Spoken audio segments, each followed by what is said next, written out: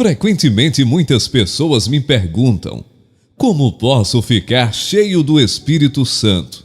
Nós recebemos a ordem de ficar cheios, mas como vamos obedecer?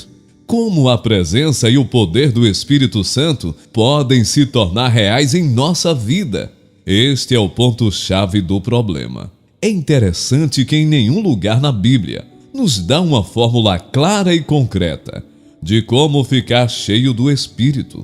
Eu creio que isto é assim, porque a maioria dos crentes do primeiro século não precisavam que alguém lhes dissesse isso. Eles sabiam que a vida normal de um cristão é uma vida cheia do Espírito.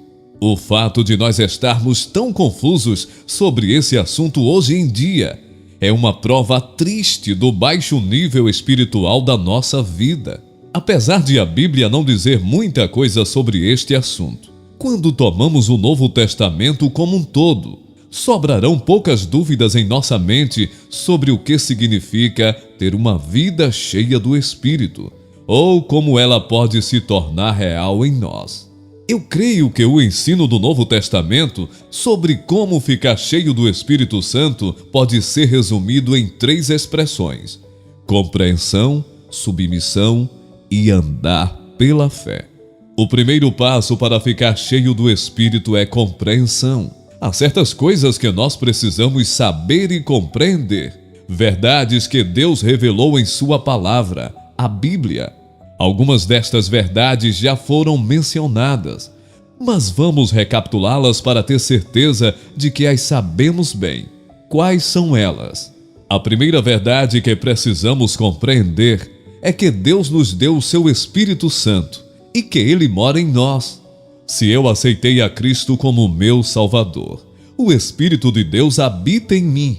Lembre-se, eu não preciso necessariamente sentir sua presença, mas isto não quer dizer que Ele esteja ausente. Precisamos compreender que sua presença é um fato. Deus prometeu que o Espírito viveria em todos os que pertencem a Cristo, e Deus não pode mentir. Nós aceitamos este fato pela fé. Também devemos compreender que Deus ordena que nós fiquemos cheios do Espírito.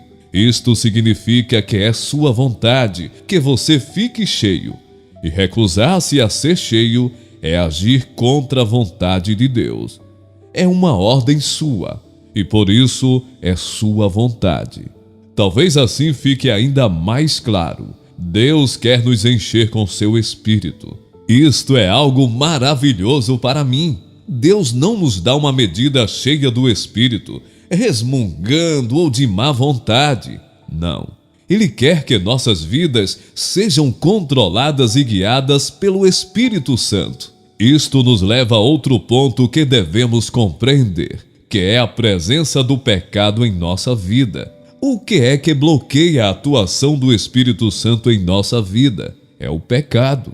Antes de podermos ficar cheios do Espírito Santo, temos de resolver honesta e completamente todos os pecados conhecidos em nossa vida. Isto pode ser doloroso quando nos dispomos a encarar coisas que temos escondido ou nem mesmo reconhecido em nossa vida. Mas sem uma purificação dos pecados, não podemos ficar cheios do Espírito. E o primeiro passo para a limpeza é reconhecer a presença do pecado. O segundo passo para ser cheio do Espírito Santo é o que nós podemos chamar de submissão. O que eu quero dizer com isto? Com submissão eu me refiro à renúncia aos nossos métodos, procurando, acima de tudo, submeter-nos a Cristo como Senhor, ser governados por Ele em todas as áreas da nossa vida. Vemos a importância disto no que foi dito antes, sobre a maneira com que o pecado bloqueia o controle do Espírito Santo. A essência do pecado é a vontade própria, egocentrismo, ao invés de cristocentrismo.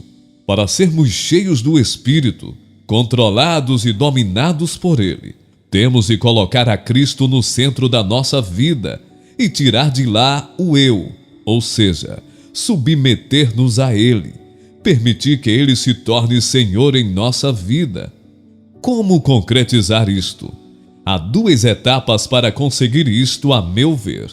Em primeiro lugar, arrepender-se e confessar os seus pecados. Acabamos de constatar que uma das coisas que temos de compreender é a profundeza do nosso pecado. Mas só compreender não é suficiente. Temos de confessar o pecado a Deus e nos arrepender dele. Muitas pessoas que são pecadoras podem até fazer uma lista dos pecados que são um problema para elas. Às vezes ficam tristes com a situação e gostariam que as coisas fossem diferentes, mas nunca mudam. Por quê? Porque nunca confessaram os pecados a Deus. Confessar é reconhecer o pecado, é admitir diante de Deus que eu sei que sou pendor, porque há certos pecados que eu sei que cometi. Existem pessoas que sugerem que nós devemos orar a Deus para que Ele nos encha com seu Santo Espírito. Isto pode ser válido, mas eu vejo pouco ou nada disto no Novo Testamento. Eu acho que ao invés disto, nós devemos orar que Deus tome total e completamente conta da nossa vida. Devemos orar que o eu seja tirado do nosso coração, amor próprio, vontade própria, autoambição, e que nós estejamos completamente à sua disposição. Chegamos agora à última etapa do ficar cheio do Espírito Santo, que eu gosto de chamar andar pela fé. Primeiro temos de compreender certas coisas, depois temos de nos submeter e entregar a Deus, e então temos de aprender o segredo de andar pela fé. O ponto central é este: quando estamos entregues a Deus e à sua vontade, nós estamos cheios do Espírito Santo. O Espírito Santo nos controla e domina.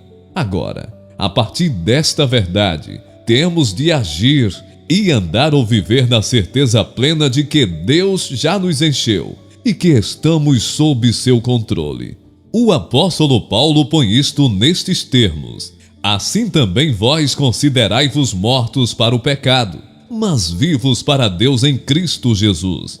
Romanos capítulo 6, versículo 11.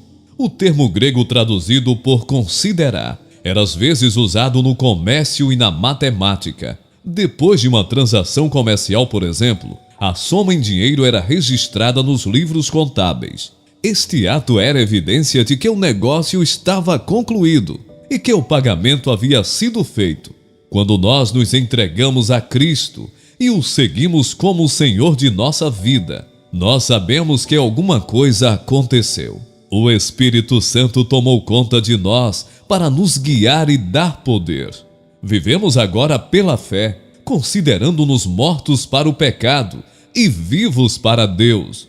Nós estamos cheios do Espírito Santo. Agora devemos viver à luz desta verdade. Não é fazer de conta, é agir com base na promessa de Deus.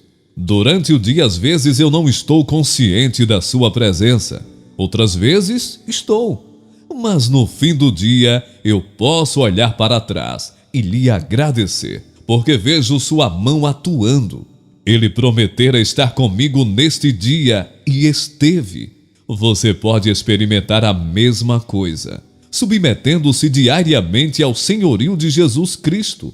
Entregue em cada dia a Ele, e que você possa, no fim de cada dia, olhar para trás e reconhecer que seu Santo Espírito tem sido seu guia e sua força, estando você sujeito a Ele. Viva pela fé.